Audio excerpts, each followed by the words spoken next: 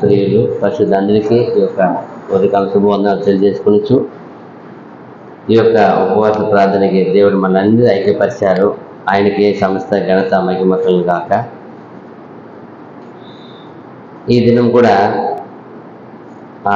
ప్రకటన గ్రంథము 1:9 ఈ వాక్యాన్ని ఆధారం చేసుకొని మనం కొన్ని చూస్తాం. ప్రకటన 1:9. నీ సహోదరుడును యేసును బట్టి కలుగు శ్రమలలోను రాజ్యములను సహనములోను పాలువాడినైన యోహానును నేను దేవుని వాక్యము నిమిత్తమును యేసుని గూర్చిన సాక్ష్యము నిమిత్తమును పద్మాస దీపమున పరవాసినైతిని. నిజంగానే ఈ లోకంలో చూసినప్పుడు అనేక క్రైస్తవులు ఉన్నారు, అనేక క్రైస్తవ సంఘాలు ఉన్నాయి, అనేక క్రైస్తవ బోధకులు ఉన్నారు. దాన్ని ఎన్నో డినామినేషన్ ఏమంటారు? డినామినేషన్స్ తెలుగులో విభజన. అంటే చాలా విభజన. అంటే ఒక్కొక్క ఒక నమ్మకం, ఒక్కొక్క విషయం పైన ఒకటి విశ్వాసం పెట్టుకుంటారు. కొందరు రెండో రకడ అయిపోయిందని ఒక విశ్వాసము, ఇంకా రెండో రకడ రాలేదని ఒక విశ్వాసము, ఇంకా కొందరు యేసు ప్రభువే కాదు మనకు యెహోవా దేవుడే అని యెహోవా విట్నెస్ కొందరు. అలాగే డినామినేషన్ చూసినప్పుడు విభజన ఎట్లున్నాయంటే 2650 డినామినేషన్ ఉందంట. అయితే అవి ఒక పక్క, ఈ లోకం ఒక పక్క చూసినప్పుడు వాళ్ళు ఒక భక్తిగా ఒక్కొక్క దాని మీద ఒక విశ్వాసం పెట్టుకొని వెళ్తూ ఉంటారు. అయితే ఈ భక్తుడు చెప్పే మాటలు చూసినప్పుడు చాలా ఆశ్చర్యంగా ఉంటుంది. నేను ఎందుకు బతుకుతున్నాను, నేను ఎందుకు బద్మాసులపై ఉన్నాను అంటే ఒకే గురి అంట, ఒకే ప్లాన్ అంటారండి. ఏం చెప్తారైనా? నీ సహోదరుడును యేసును బట్టి కలుగు శ్రమలను ఏమంట?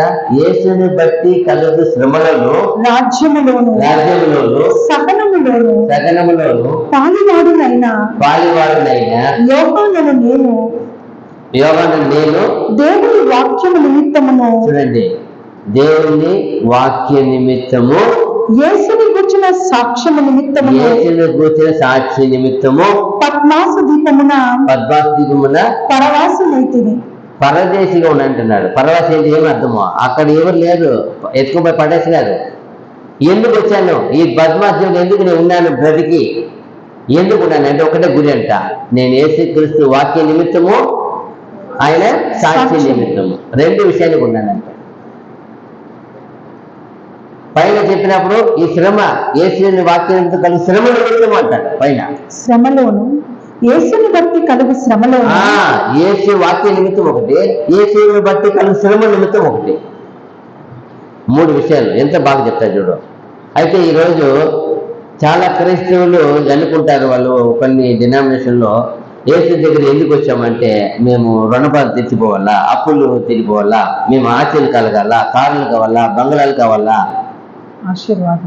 సకల ఆశీర్వాదం మాకు, అందరికన్నా మేము ఎలా ఉండాలి లోకంలో గొప్పగా, మేము చాలా పైవాళ్ళుగా ఉండాలా, అలా ఒక ఆశ కలిగి కొందరు ఆత్మ కలిగి వస్తున్నారు. అయితే ఈయనేం చెప్తున్నాడు?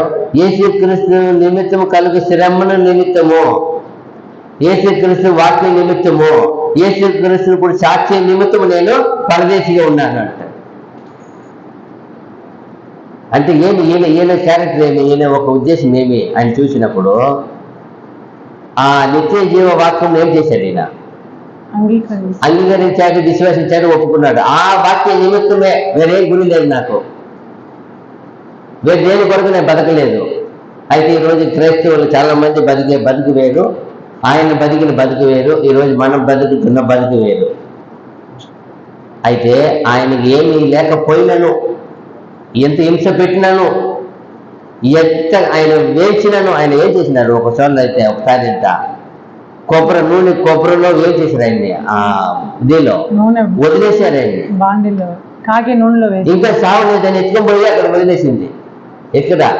ఆ పద్మాస దీవులు ఎత్తుకొని వదిలేసింది. ఇంకా ఈయన ఎవరు వద్దు, ఎట్లా జంతువులైనా విష జంతువు ఉండేది అక్కడ, ఎటైనా పోనీ వదిలేశాడు. మనుషులే లేని ప్రాంతం వదిలేశాడు. అప్పుడు కూడా ఆయన చెప్తున్నాడు, ధైర్యంగా చెప్తున్నాడు, నేను క్రీస్తు వాక్య నిమిత్తము ఆయన నిమిత్తము, ఆయన నామ నిమిత్తం కలిగి హింస నిమిత్తము కూడా నేనేం చేయలేదు, నేను పరదేశిగా జీవిస్తున్నాను. ఎంత ప్రౌడ్, ఎంత గర్వంగా చెప్తాడు ఆయన, ఎంత గర్వకారంగా చెప్తాడు. చూడు, యేసు నిమిత్తం వచ్చే, వాక్య నిమిత్తం వచ్చే, యేసు సాక్షి నిమిత్తము నేను ఉన్నాను అంటాడు. అప్పుడు మనమంతా దేనికి బతుకుతున్నాం? మనకన్నా అందరికీ ఒక్కొక్క గురి ఉంటుంది, ఒక్కొక్క గమ్యం ఉంటుంది, ఒక్కొక్క సిద్ధాంతం, ఒక్కొక్క ఇది పెట్టుకుంటాం, ఒక ప్లాన్ పెట్టుకుంటాం. నేను ఇలా చేయాలా, ఇలా జరగాల, ఈ వయసులో ఎట్లా ఉండాలా, ఆ వయసులో అట్లా ఉండాలా చెప్తాడు. ఒక 40-30 వయసులో కలిసి ఒక ఆఫీస్ అయినాక ఏమంటే ఎలా ఈ ఒక తరుణానికి వచ్చినామంటే, అయ్యో ఇది చిన్ననాటి నుండి వచ్చిన కళ, ఎక్కడికన్నా కళ. అయితే ఆయన ఏం కలకంటున్నాడు? యేసు నిమిత్తం వచ్చే శ్రమ. చదవండి పాయింట్. యేసుని బట్టి కలుగు శ్రమలోను రాజ్యములోను సహనములోను పాలివాడినైనా, చూడు, పాలివాడినైనా యోహానును నేను దేవుని వాక్యము నిమిత్తమును యేసుని కూర్చిన సాక్ష్యము నిమిత్తమును పద్మాస దీపమున పరవాసమైతిని. అందుకే పరదేశంగా ఉన్నాను నేను. ఆ దేవుని వాక్య నిమిత్తము, యేసు గురించి సాక్షి నిమిత్తము, ఆయన నిమిత్తం కలిగి హింస నిమిత్తం హ్యాపీ, ఏం మాత్రం దుఃఖపడలే ఆయన. ఎంత ఎంత గొప్ప రాజ్యానికి ఆయన అరుగులు అయితే, దేవుని రాజ్య నిమిత్తము, దేని కొరకు మళ్ళా దేవుని రాజ్య నిమిత్తము ఆయన కళ. ఇక్కడ కాదు నేను. అదిదా ప్రతి క్రైస్తవుడికి ఉండవలసిన, సత్యవంతుడికి ఉండవలసిన, నిత్యజీవం ఉండవలసిన ప్రతి ఒక్క గుణం అదిదా. ఇక్కడ కొంతకాలం ఏది జరిగిపోయిందంటే చాలా మంది ఏమవుతారా, విడిచి వెళ్ళిపోతారు.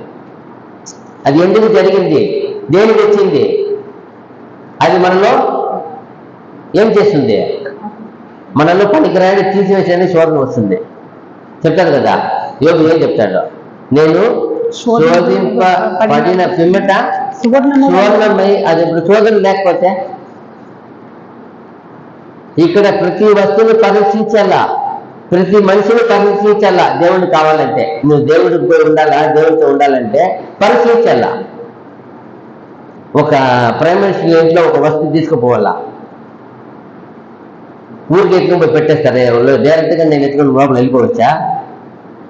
నేను డాక్టరే, నేనే వైద్యం చేయాలా, ప్రైమరీ పోయి వైద్యం చేయాలా, నా బ్యాగ్ నేను ఎత్తుకుని వెళ్ళిపోతాను, ఊరికి వెళ్తారా? ఏం చేయాలి? ఫస్ట్ అన్ని చెకింగ్. ఏమంటే ఆయన కాపాడతావో చంపుతావో ఎవరికి నమ్మరు కదా. ఫస్ట్ ఏం చేయాలా? పోనీ బ్యాగ్ టెస్ట్ చేసి నన్ను వదిలేస్తారా? ఎందుకో? ఆయన ప్రాణానికి అదిదా. ఆయన ఈ యొక్క దేశానికి ప్రధాని, ఆయన ఆయన రక్షింపడల్లా. కాబట్టి ఎవడైనా టెస్టిఫైడే, ఎవరైనా అలాగనే ఆ దేవుని స్థలంలో పోయి నేను ఉండాలంటే, చేరుకోవాలంటే ఇక్కడ ఏం చేయబడాలి? నన్ను శోధింపబడాలి, టెస్ట్ చేయబడాలా. ఆ పనిలో ఉన్నాడు ఆయన, ఆ పనిలో ఉన్న ఆయన చెప్తున్నాడు, ఆయన రాజ్యం నిమిత్తము, ఆయన నామం నిమిత్తము, ఆయన నిమిత్తం వచ్చే శ్రమ నిమిత్తము, ఆయన నిమిత్తం వచ్చి ఆయన వాక్కు నిమిత్తము నేను సాక్షిగా ఉన్నాను, పరదేశిగా ఉన్నాను. ఎంత గర్వపడుతున్నాడు. ఆయన తెలుసు, ప్రభు చెప్పేశారు. ప్రభుకి ఎలాంటి శిష్యుడు ఆయన? ప్రియ శిష్యుడు, చాలా ప్రియమైన వ్యక్తి ఆయన. ఎంత ప్రేమో, ఆయన రొమ్మున ఎంత ఆయన మీద పడుకున్న అంత సన్నిహితమైన వ్యక్తి ఆయన. అయితే ఆయన చూడు, ఆయన యేసు నిమిత్తం అంటాడు, ఎందుకంటే యేసుతో ఉన్న ఆ ప్రేమ, ఆ బంధము, ఆయనతో ఉన్న ఆ దినాలు ఆయన ఎప్పుడు ఏం చేయలేదు, మర్చిపోలేదు. యేసు నిత్య జీవగల మనిషి తెలిసిపోయింది ఆయనకి, దాన్ని గ్రహించారు. ఎందుగా ప్రేమించారు చూడండి. అలా ఉండాల ప్రతి క్రైస్తవుడు. మనమంతా జీవం పొందుకోవాలంటే ఊరికే కాదు, మాటలతో కాదు, మనం జీవితాన్ని చూపించాలి. వాళ్ళు ఏం చేశారు? జీవితం చూపించారా, మాటలు చూపించారా?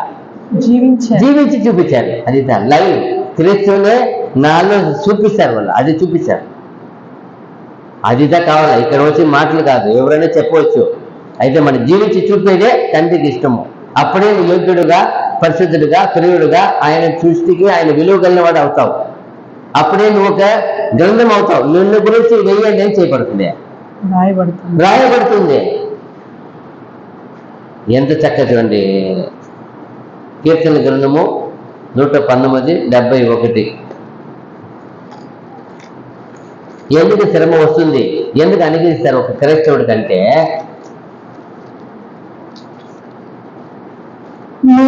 నేను నీ కట్టడలను నేర్చుకున్నట్లు శ్రమనందు ఉండుట నాకు మేలాయెను. ఎందుకు శ్రమ వస్తుంది అన్నప్పుడు, నువ్వు శ్రమ వచ్చినప్పుడు తటస్థించి ఇదేమి చూస్తావు, దేవుని వైపు. జనరల్ గా చిన్న బిడ్డలు అనుకోండి, ఎవరు చూస్తారు, ఎవరు వచ్చి కలిగిందంటే ఎవరు కావాలి వాళ్ళకి, తల్లిదండ్రులు. అమ్మ అంటుంది, అమ్మ అప్ప డాడీ అంటుంది. ఎందుకో వాళ్ళకి ఏం తెలియదు కదా. అలాగే ప్రతి క్రైస్తవుడు సమర్పణ చేశావు, నేను సజీవంగా ఇచ్చావు అంటే నీ ఆపద వచ్చినప్పుడు నీ ఎవరి వైపు చూస్తావు, ఎవరి వైపు నీ మనసు ఉంటుంది, ఎవరి వైపు నీ ఆ మనసు, నీ మాట, నీ ఆలోచన, నీ ధ్యానము. ఆయన చెప్తున్నాడు, శ్రమ కలిగి నొంది ఉండుట నాకు మేలు, దాని వలన నేను నీ కట్టడలను నేర్చుకున్నట్లు శ్రమనందు ఉండుట నాకు మేలాయెను. మాకు తమిళ రివేస్లో ఉంది. ఎందుకు నాకు కష్టము ఉపద్రవం వచ్చిందంటే, నీ ఉపద్రవం ద్వారానే నీ కట్టలు నేనేం చేసుకుంటున్నాను, నేర్చుకుంటున్నాను అని చాలా మంది పడిపోయేది కూడా అక్కడే. చూడండి 153 వచ్చినము అక్కడే, 119, 153.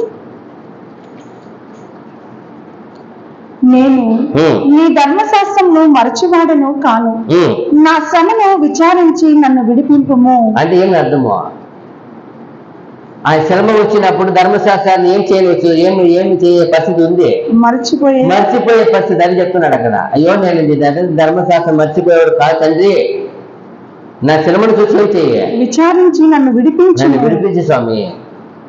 నేను మర్చిపోను. ఒకవేళ ఎక్కువ శ్రమ వచ్చినప్పుడు ఏమవుతారు భక్తులు, ఏమవుతారు విశ్వాసులు, ఏమవుతారు, మర్చిపోతారు. అందుకే మరవకుండా ఉన్న వ్యక్తిని మాత్రం మనం చెప్తాం, మీకు శ్రమ కలిగినప్పుడు ఆయన జ్ఞాపకం చేసుకుంటే అంటారు. ఎవరిని, యోబుని. ఎందుకు ఆయన ఏం చేయలేదు, మర్చిపోలేదు. అడుగుతాడు దుష్టుని, సాతాన్ని, నువ్వు నిర్నిమిత్తముగా నన్ను ఊరికనే ఏం చేసేవే, నా సేవకుడిని నిర్మూలపరిచేంతగా నన్ను నువ్వు రేపితివి అంటాడు. నన్ను రెచ్చగొట్టిన ఊరికేనే. అతను చూడు, ఇక్కడ తను అన్ని యావత్తులో పోగొట్టినా కూడా ఇంకా ఎలా ఉన్నాడు ఆయన, నా భక్తుడు తన నీతిలో, తన ఉత్తమంలో గట్టిగా పట్టుకొని ఉన్నాడు. ఆయన అన్నేసినాడు, నేను చనిపోయే వరకు కూడా నా నీతి, నా ఉత్తమంలో చేయను, నేను విడిచిపోను, నా నోరు నన్ను ఏం చేయదు దేవుణ్ణి. అదిదా సొంత ఆయన కట్టుకున్న భార్య చెప్తుంది, ఇంకా జీవితం ఉన్నావా, దేవుని దూషించి ఏం చేయ, నువ్వు జీవాన్ని విడుపు చచ్చిపోతుంది. చూడు, ఆదుకోవాల్సిన వ్యక్తి ఎందుకు అలా చెప్తానంటే, అంత చూడండి ఆమె ద్వారా కూడా పలికిస్తున్నాడు. అయితే యోగు ఏం చేయలే. అందుకే అంటాడు దేవుడు, అంటాడు చూడండి, మీకు ఏమైనా శ్రమ వచ్చినప్పుడు ఎవరు జ్ఞాపకం చేసుకోండి, చూడండి. ఎందుకు చెప్పారంటే, అంత శ్రమ వచ్చినా కూడా ఆయన తట్టుకొని దేవుని నామాన్ని పట్టుకొని, దేవుని నీతిని, న్యాయాన్ని, సత్యాన్ని పట్టుకొని ఉన్నాడు. యెహోవా ఇచ్చెను, యెహోవా తీసుకున్నాను, యెహోవా నామమున మహిమ కలుగాక. ఎంత గొప్ప విషయం కదా. మనం మేలు మాత్రం అనుభవించి తగదుమా, కీడు అనుభవించి తగదా. ఆయన చెప్తాడు ఆమెకి, మేలు పొందిన మనము కీడు పొందవద్దా, సరి సమానం కదా. అదిదా మనం ఆలోచించాలా. చూడండి మత్తయి సువార్త 13:21 కూడా ఏం చెప్తారు, ప్రభు కూడా అలా చెప్తారు. మత్తయి సువార్త 13:21 వచ్చినము. అయితే అతనిలో వేడి లేనందున అతడు కొంతకాలం నిలిచును గాని వాక్యము నిమిత్తము శ్రమ అయినను, హింస అయినను కలగగానే అభ్యంతరపడను. అదిదా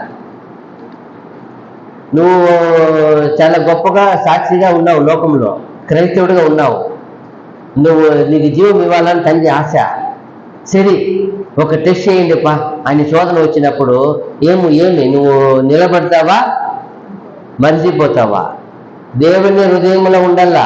హృదయ శుద్ధి గల వారు ధన్యులు, వారు దేవుని చూచెదరు. అప్పుడు ఆ శుద్ధ హృదయం ఉంటే ఎవరు ఉంటారు, శుద్ధ హృదయం ఉంటే దేవుడు ఉంటాడు. అప్పుడు దేవుడి హృదయం నేను ఉండానా లేదా ఒక శోధన పెట్టారు, టెస్టిఫైడ్. ఇప్పుడు యోబు అంత గొప్ప వ్యక్తి చేయలేదా? యేసు ప్రభుకి చేయలేదా? ఆయన అనుసరించిన భక్తులకు చేయలేదా? చేశారు కదా. అప్పుడు ఎలా? అది చెప్తున్నాడు. ఏమంటే అతను ఏమనేదంటే అయితే అతనిలో వేరు లేనందున అతడు కొంతకాలము నిలుచును గాని వాక్యము నిమిత్తము శ్రమ అయినను హింస అయినను కలగగానే అభ్యంతరపడును. అదిదా సరే, నేను నిలుచుంటాడట, కొంతకాలం నిలుస్తాడంట. అయితే శోధన, ఉపద్రవము, కష్టము ఏదో ఒకటి సంభవించింది అన్నప్పుడు ఆయన ఏం చేస్తాడంట? అభ్యంతర పడతాడు, ఇబ్బంది పడతాడు, మర్చిపోతాడు.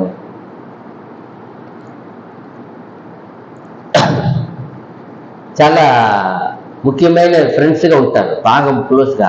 దివ్యం ఒకటి ఏదో కలిగింది, ఏదో అపాయం కలిగిపోయింది. అపాయం కలిగిపోయి ఇప్పుడు అతని డైలీ కలిసేవాడు, ఇప్పుడు అతను కలవలేకపోయినాడు. అప్పుడు అతనికి ఏమనిపిస్తుంది? యథార్థ హృదయం అయితే ఏమనిపిస్తుంది? ఇద్దరు స్నేహితులు డైలీ కలుసుకునేవాళ్ళు.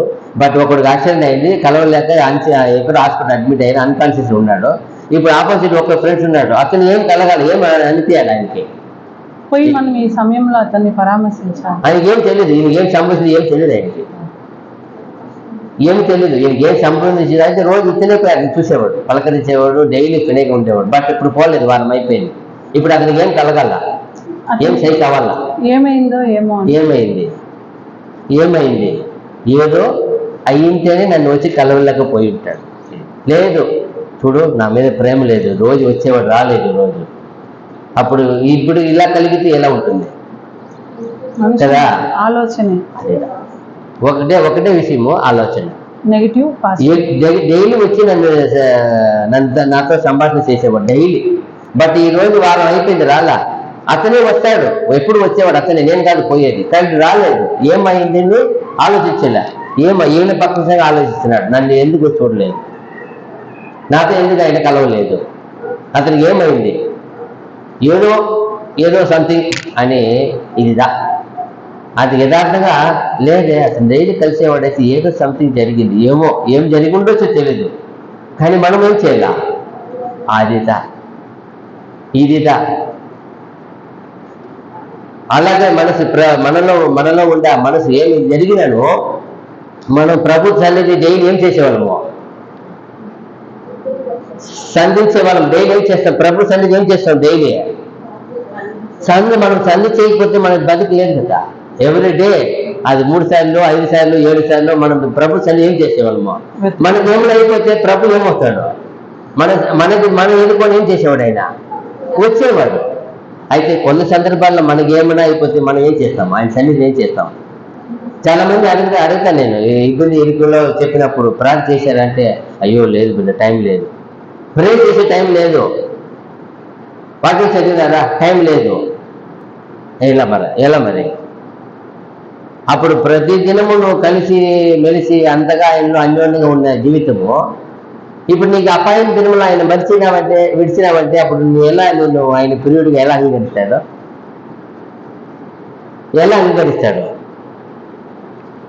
అంగీకరించడు. నేను ఏ దృష్టిలో పెట్టాడు? నువ్వు చెప్పావు, ప్రాణం పెట్టేంతగా నేను ప్రాణం పెట్టినాను, నీ కొరకు ఉన్నానని. ఇప్పుడు ఎక్కడ నీకు అపాయం కలిగింది, ఇబ్బంది కలిగింది, ఇష్టం కలిగింది, కష్టమే కలిగింది, ఆయన మర్చిపోయే సిచ్యువేషన్ వచ్చింది. ఆయనను నీ ప్రాణము ఏం చేసావు? ఆయన ప్రాణంతో నువ్వు తీర్మానం చేసుకున్నావంటే నువ్వు ఖచ్చితంగా నువ్వు ఆయన వెతకాల్సిందే, ఆయనకి నిన్ను గురించి తెలిపాల్సిందే. లేదు నేను మర్చిపోయినాను, ప్రేర్ చేయలేదు, ఏం చేయలేదంటే అప్పుడు నీలో ఎక్కడ క్రీస్తు నిమిత్తం సాక్షిగా ఉన్నావా? క్రీస్తు నిమిత్తం సమర్పణ చేసావా? అదిదా ఒక ఫ్రెండ్స్ అంటే అలాగే. అందుకే అంటాడు ఆయన, నేను మీకు ఏమై ఉన్నాను? నిజ స్నేహితుడు ఆయన. అంతవరకు ఆయన శిష్యులు ఏమంటాడు? అంతవరకు శిష్యులు ఉన్నారు. ఇప్పుడు నా సర్వమును నాలో ఉన్న మర్మం అంతా మీకు తెలిసిపోయింది. ఇప్పుడు మీరు ఎవరు కారు? దాసులు గారు. ఎవరు మీరు? ఆ స్నేహితులుగా ఆయన చేసిన స్నేహితులు. ఇప్పుడు ఆయన మర్మం అంతా మనకి ఎరిగి ఉన్నాం. ఇప్పుడు మనం నిజ స్నేహితులు అయిపోయినాం. అప్పుడు నిజ స్నేహితులు అంటే మనం ఏం చేయాలి? రోజు ఆయన్ని సంభాషించాలి. ఆయనతో మన ఒక సంభాషణ, సాంగత్యము, మన ఫ్రెండ్షిప్ మన అన్ని రిలేషన్షిప్ ఆయనతోనే ఐక్యంగా ఉండాలా. అప్పుడే కదా. కష్టం వచ్చినప్పుడు నేను మర్చిపోయానంటే అప్పుడు నిజమైన స్నేహితుడు నువ్వు కాదు. ఆయన ఏం డిక్లేర్ చేస్తాడో, ఏం డిసైడ్ చేస్తాడో నిజంగానే నువ్వు నిజ స్నేహితుడు కాదు. నిజ స్నేహితుడు అయితే ఆ టైంలో కూడా ఏం చేయాలా?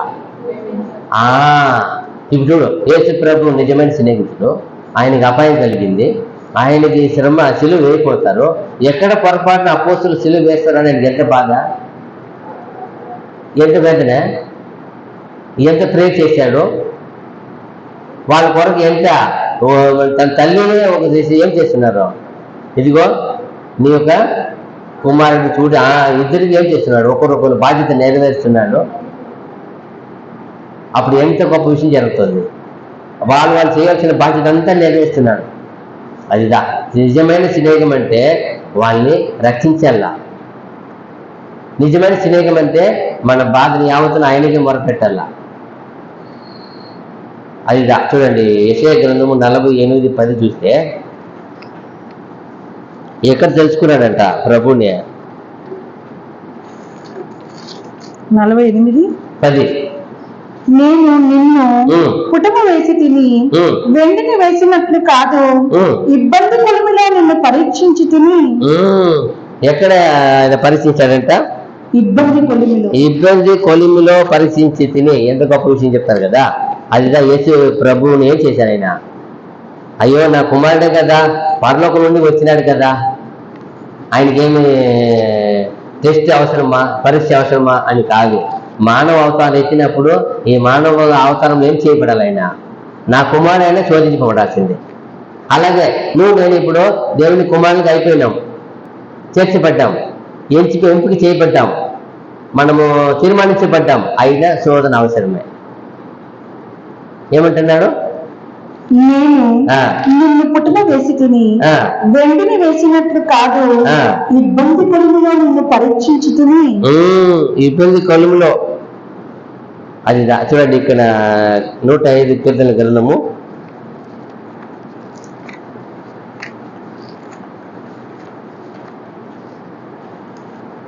17, 18, 19, 20 వరకు చదవచ్చు. 16 నుండి 17 నుండి 20 వరకు 105 కీర్తన గ్రంథము. వారి కంటే ముందుగా ఆయన ఒకని పంపెను, యోసేపు దాసుడుగా అమ్మబడెను. వారి సంకట చేత అతని కాళ్ళు నొప్పించిరి, ఇనుము అతని ప్రాణమును బాధించెను. అతడు చెప్పిన సంగతి నెరవేరు వరకు యెహోవా వాక్కు అతన్ని పరిశోధించుచుండెను. ఈయన ఒక గొప్ప అధిపతి కావాలా? అధిపతి కావాలంటే తన ప్రియుడే, తన భక్తుడే, దాని చాలా విశ్వాసం ఉండే వ్యక్తియే. ఆయనను ఆయన ఏం చేయబడాలా? ఆదిదా ఆయన అధిపతిగా జీవించాలా. దాదాపు ఆయన అక్కడి నుండి 110 వయసు, దాదాపు 100 వయసు వరకు అనుకో, ఒక 90 వరకు అనుకో, 30 నుండి 90, 60 ఏళ్ళు ఆయన పరిపాలించాలా, దేశాన్ని కాపాడాలా. ముఖ్యంగా కరువు నుండి 7 సంవత్సరాలు ఏం చేయాలి? ఆయన కాపాడాలా. అంత ప్లాన్ ఆయనలో పెట్టేశాడు. కానీ ఇది చేస్తాడా చేయడా ఒక టెస్టిఫైడ్. ఏమంట? అతని దినము వారికంటే ముందుగా ఆయన ఒకని పంపెను. అది తప్ప నువ్వు వాక్యం వరకే చెప్పు. అతడు చెప్పిన సంగతి నెరవేరు వరకు యెహోవా వాక్కు అతన్ని పరిశోధించుచుండెను. అదిదా యెహోవా వాక్కు అతన్ని పరిశోధించుచుండెను. యెహోవా వాక్కు. అప్పుడు ప్రతి ఒక్కరికి వాక్కు అనేది వస్తుంది. ఏంటికి? పరిశోధించడానికి, పరిశీలించడానికి. నీ భక్తిని, నీ లోతుని, నీ భక్తి లోతు ఎంత ఉంది? యోబు వలె ఉందా? యోసేపు వలె ఉందా? యేసు ప్రభు వలె ఉందా? నీ భక్తి ఒక లోతు ఎంత ఉంది? ఎందుకంటే వీరికి ఉందే లేదా? చూశారు కదా, యోబుని చూసేశారు, యోసేపుని చూసేశారు, ఎంత లోతు ఉంది. పరిశోధన పిమ్మట వాళ్ళు పనులు పెట్టేశారు. నువ్వు నాకు కూడా అంతే. ఇప్పుడు నువ్వు కూడా కావాలా, మనమంతా కావాలి ఆయనకి. అయితే మన భక్తి లోతు 20 ఏళ్ళుగా, 24 ఏళ్ళు, 25 ఏళ్ళుగా ఉన్నాడు. ఎంత ఉంది లోతు? చాలా వేరుపారి యేసుక్రీస్తునందు వేరుపారి అన్నిట్లో అభివృద్ధి చెందుతున్నాడా? అభివృద్ధి చెందినట్టు కొన్ని చెట్లు ఉంటాయి కదా, పచ్చగా ఉంటాయి తప్ప ఫలం ఉండదు. ఏముండదు దాంట్లో. ఫలం నీడ వట్టి నీడ మట్టిస్తుంది, ఏమి ఇవ్వదు, ఫలం ఇవ్వదు. ఫలం ఉండదు.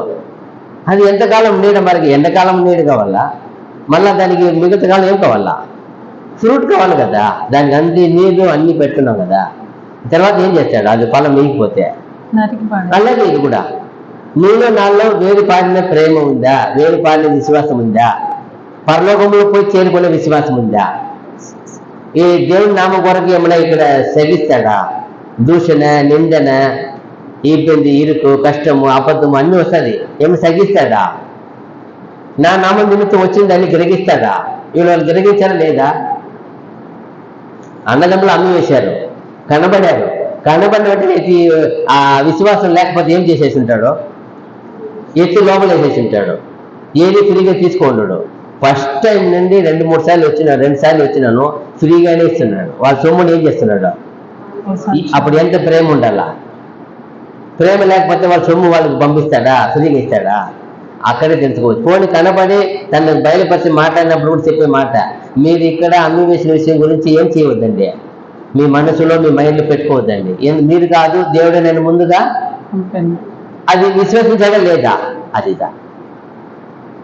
అప్పుడు ఏదో జరుగుతుందంటే ఎవరు మన జరిగించిన వారి మీద మనం పోకూడదు, మన శోధన నిలబడడానికి వాళ్ళు ఏం చేయబడ్డారు, వాళ్ళు వాడబడ్డారు. యేసుప్రభు శిలువ వేయబడాలంటే, యేసుప్రభు అంత గొప్ప శిలువ త్యాగం చేసి ముగించాలంటే ఇస్కారియోతు ఇది కావాలా, ఇస్కారియోతు ఇది లేకపోతే ఏం చేయలేడు, ఆయన నెరవేర్చుంటాడా, ఆయన కూడా ప్రభువా ఆయన పాద నమస్కారం చేసేసి ఉంటే ఎవరు ఆయన చూపించేది, అప్పుడు దేవుని చిత్తాన్ని ఎవరు నెరవేర్చేది, అప్పుడు నెరవేర్చడానికి ఎవరు కారకులు అయినారు, అదిదా కావాలా. అందుకే ప్రభు తిరిగి లేచినాక అంటాడు, తండ్రి వాక్కు నిమిత్తం ఒకడు ఏమైనాడు, తప్పిపోయినాడు తప్ప వీళ్ళందరూ ఎలా ఉన్నారు, పరిశుద్ధంగా ఉండి పవిత్రంగా ఉన్నారు, వాక్కు నిమిత్తము, అదిదా కావాలా. వాక్కు నిమిత్తము జరుగుతుంది, నువ్వు నేను నిలబడేట్టుకు వాళ్ళు ఒక సాధనగా వాడపడుతున్నారు, మనం గ్రహించాలి, వాళ్ళు తక్కువ మోపకూడదు. ఇప్పుడు ఆ రోజు 12 మంది ఉన్నారు, ఎవరో ఒకరు ఆయన చూపించారు, అందుకే వాక్యం ఉంది కదా, ఏమి నా జగలో ఉన్నవాడే నా పైన మడిమిన ఎత్తులు ఉంది కదా, వాక్యం ప్రవచనం ఉంది. అప్పుడు ప్రవచనం ఉండేటప్పుడు ఆయన తెలుసు, పిలిచినప్పుడే తెలుసు, ప్రభువు బాగా తెలుసు 12 మందిలో ఎవరో ఒకరు మనం ఏం చేయబోతారో. కానీ ఎవరైనా ఆయనకి పట్టుబడులు తెలిసినా కూడా ఏం చేయలేదు. అతన్ని పోయి ఎప్పుడైనా నువ్వు ఇంత పని చేసావా అని అన్నాడా, అతను కాదు, అతని గురించి ఎక్కడ ఏర్పడైంది, ప్రణాళికలో తీర్మానంలో ఉన్నాడు ఆయన. ఆ తీర్మానం ఎంత గొప్ప తీర్మానం, ఇంతవరకు సాక్షిగా ఉంది. అతను ఇసిరేసిన కాసే అన్యులకు ఏం చేయబడాలి ఉంది, ఇర్మియా రాస్తారు కదా, ఒక అన్య జనముకు పూడ్చి పట్టడానికి నేల లేవు అప్పటి వరకు అక్కడ. ఆయన డబ్బులు ఎత్తి ఏం చేయాలంట, కుమ్మరి వాడిని పొలం ఏం చేయాలంట, కొనాలి, ప్రవచనం నెరవేరాలి. అప్పుడు ఎంత పెద్ద ప్లాన్ చూడు. యేసుప్రభు కోసం 30 నెలలు తీసుకున్నాడు, కానీ యేసుప్రభు వాడబడ్డారా, యేసుప్రభు జడ్జి పొందారు, ఇతనేమి వాడుకున్నాడా, ఇతని ఇచ్చి అక్కడ పడేస్తారు. అయ్యో ఆ నిరపరాధి రక్తాన్ని నేను ఇంత ఘోరం మరణం సంపిస్తుంది తెలియకుండా చూపించానే, నాకు వద్దు అంటే అది నువ్వైంది ఆయన ఎన్నుకోండి. ఆయన కూడా అక్కడ ఎత్తుకొని కానుకలు వేయరాదు, ఇది ఎలాంటి సొమ్ము, అది రక్త అపరాధము. ఇప్పుడు ఏం చేయాలి, ఇది ఎత్తుకొని పోయే పరదేశులు పూడ్చి పెట్టడానికి ఒక పొలం కావాలా, ఈ డబ్బులు కొనండి, వాక్యం ఎలా నెరవేరి చూడండి, వాక్యం నెరవేరడానికి ఎందుకు వాడబడ్డా చూడండి. అదే ప్రధాన యాజకుడు ఎత్తుకొని లోపల వేసుకోవచ్చు కదా, దాని సొమ్ము ఎత్తుకోవచ్చు కదా. అక్కడ వాక్యం నెరవేరాలి, ఆయన లోపల మాట్లాడితే దేవుడే, ఇతరులు మాట్లాడిచేది దేవుడే, అందరిని వాడుకున్నాడు ఆయన. ఆయన ఏమంటే వాక్యం నెరవేరాల, ఇరవై ద్వారా వాక్యం పలికింది దేవుడే. అదే ఇస్కారియోతు మూలంగా ప్రధాన యాజకుల మూలంగా ఆ నేలని కొన్ని దాన్ని పాతిపెట్టి నెరవేర్చే వరకు చేసే దేవుడే. అప్పుడు మనలో వచ్చిన వాక్కు నెరవేరాలంటే జాగ్రత్తగా ఉండాలి. ఒకరు వాక్యంలో విరోధంగా పోతున్నారంటే వాళ్ళు కాదు, శోధన ఏం చేయలేకపోయినారు, జయించలేకపోయారు. అదిదా మనం గమనించాలా. చూడండి ఎంత గొప్పగా ఉంటుంది ఇక్కడ కూడా. తర్వాత ఏమంటున్నాడు అక్కడ, రాజు వర్తమానము పంపి అతన్ని విడిపించెను, ప్రజలు మేలిన వాడు అతని విడుదల చేసెను. చూసారా, అప్పుడు కింద వచ్చిన ఏమంటాడు, 21 ఇష్ట ప్రకారం అతడు తన అధిపతుల మేలుటకును తన పెద్దలకు బుద్ధి చెప్పుటకును తన ఇంటికి యజమానునిగాను తన యావదాస్తి మీద అధికారిగాను అతన్ని నియమించెను. చూసారా, అప్పుడు దేవుని చిత్తం ఉంది కాబట్టి అతను కట్టపడాలంటే కట్టపడాలా, అతను శోధించబడాలా, అతను విడిపించబడాలా, అతని రాజ్యం చేయాలా, అధిపతిగా ఉండాలని నియమించి అధిపతిగా ఉండాలా. ఎవరి చిత్తం ఇది? దేవుని చిత్తం. అది అప్పుడు మనం దేవుని చిత్తం కొరకు ఏం చేయాలా? మనలో జరుగుతుంది ఏదైనా అతిశయపడకూడదు, ఎక్కువ ఆనందపడకూడదు, దుఃఖపడకూడదు. దేవుని చిత్తం ఏది జరుగుతా ఉందని ఏం చేయాలి? దేవునికి ఆ అవకాశం ఇవ్వాలా. అన్ని విషయంలో మనం ఏం చేయాలా? అనుసరించి తగ్గించాలా. ఇబ్బంది వచ్చినా, ఇరుపు వచ్చినా, కష్టం వచ్చినా, కన్నీరు వచ్చినా, దేవా ఇది ఎందుకో ఏమో ఈ విషయము, దీన్ని భరించడం శక్తి నాకు దయచేయం. దీని ద్వారా నేను ఏం చేయాలా? నేర్చుకొని ఏం చేయాలా? నీ బిడ్డగా జీవించాలా. ఈ విషయంలో నేను ఏం చేయకూడదు? నిన్ను విడిచిపోకూడదు, నిన్ను బాధ పెట్టకూడదు, దుఃఖపెట్టకూడదు, కష్టపెట్టకూడదు. మరణమే వచ్చినాను నేను దాన్ని సంతోషంగా అంగీకరించే విధంగా ఉండాలి. ఎందుకంటే ఈ శరీర మరణము ఏం చేయలేదు, మనల్ని దేవుని నుండి ఏం చేయలేదు, ఎడపాపం లేనిది. అందుకే ప్రభు చెప్తారు కదా, మీరు శరీరం అసెప్ట్ చేయడానికి ఏం చేయవద్దు, భయపడకూడదు. అదితో ఇక్కడ యోగానుగా చెప్తున్నారు. నేను దేనికి ఆ వచ్చే ఇబ్బంది ఉపద్రవం ఏం చేయలేను, నేను ఏమి దాని సాక్షిగా ఉంటాను. ప్రభు నిమిత్తమే దీనికి నేను చేయబడ్డాను, ఎందుకు పడ్డాను ఆయన ఆనందిస్తున్నాడు. అదే మనం గమనించాలి. చూడండి, కీర్తన గ్రంథము 22:24, కీర్తనలు 22:24.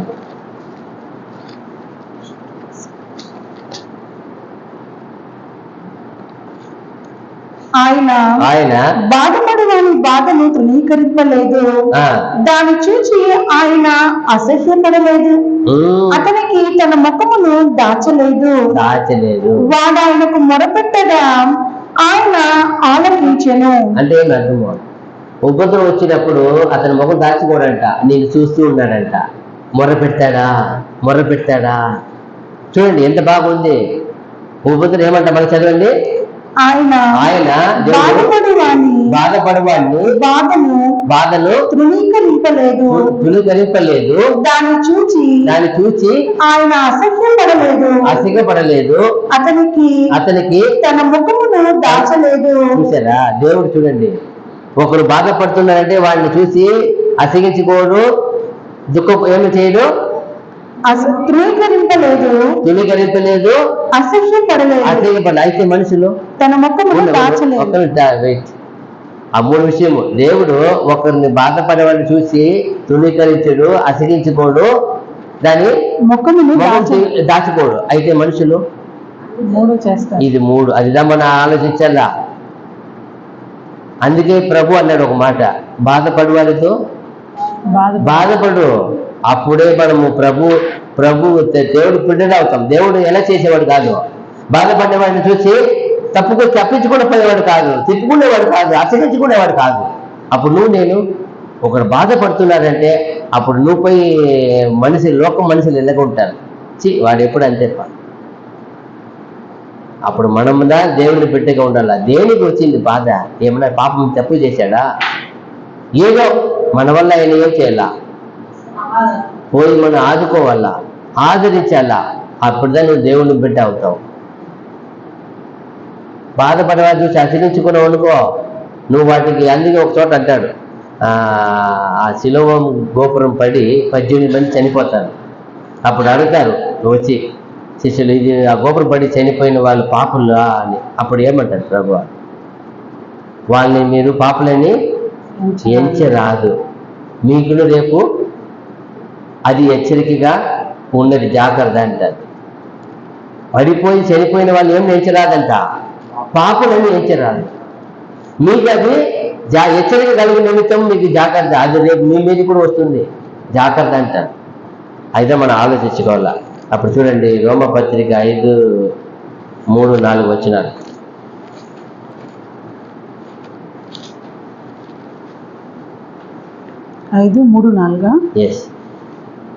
అంతేకాదు శ్రమ ఓర్పును, ఓర్పు పరీక్షను, పరీక్ష నిరీక్షను కలుగ చేయాలని ఎరిగి శ్రమ యందును అతిశయపడదుము. చూడండి ఎంత గొప్ప భక్తులు చూడండి. శ్రమ వచ్చిందంటే అందరూ బాధపడి ఏడ్చే దుఃఖపడేది. ఆయన ఏమంటాడా, శ్రమ కూడా ఏం చేయబడతాను నేను అతిశయిస్తున్నాను. ఎందుకో ఈ శ్రమ వల్లనే ఇది ఎలాంటి మార్గం వేసి చెప్పేశారు. ఎలాంటి మార్గం ఇది? సంకుచితమైన మార్గం. ఇది మార్గం ఏముంటుంది? శ్రమలు ఉంటాయి. శ్రమల గుండా వెళ్ళే మార్గం ఇది. ఆయన తెలిసింది కాబట్టి భక్తులు చెప్తున్నాడు, నేను శ్రమలు ఏం చేస్తున్నాను, అతిశయపడుతున్నాను. అదిదా అపోస్తలులు అంటే స్పెషల్. వాళ్ళు ఎంత శ్రమ వచ్చినా అతిశయపడతారు. దేవుని ఎందు యేసు ప్రభు నందు వాళ్ళు ఏం చెప్పంటారు, అతిశయపడతారు. ఎందుకో ఈ శ్రమ ద్వారా రావాలని మా గురువు గారు చెప్పి వెళ్ళారు. ఆయన అలాగే శ్రమ పడ్డాడు, చూశారు వాళ్ళు. ఆయన పడిన శ్రమని ఏం చేశారు, కల్లారా చూశారు. మనము చూసినాము, వింటున్నాము, అందరూ రాసి పెట్టి ధ్యానిస్తున్నాము, అయితే మనం మర్చిపోతాం. అందుముందు మనం చదివినాం కదా, దేవుడు మర్చిపోయేవాడు కాదు, ఉపద్రవపడేవాడిని ఉపద్రవాన్ని మర్చిపోయేవాడు కాదు, అసహ్యపడేవాడు కాదు, తిప్పుకునేవాడు కాదు. అయితే మనుషులు మనము ఏమన్నా దుఃఖపడితే వాళ్ళ గురించి ఏలనగా తిండలుగా ఎంత బాధ. అప్పుడు ఆయన బాధపడతాడు. ఇజ్రాయేల్ అంతా చేసిన తప్పిదానికి దేవుడు వాళ్ళని నాశనం చేస్తాడు.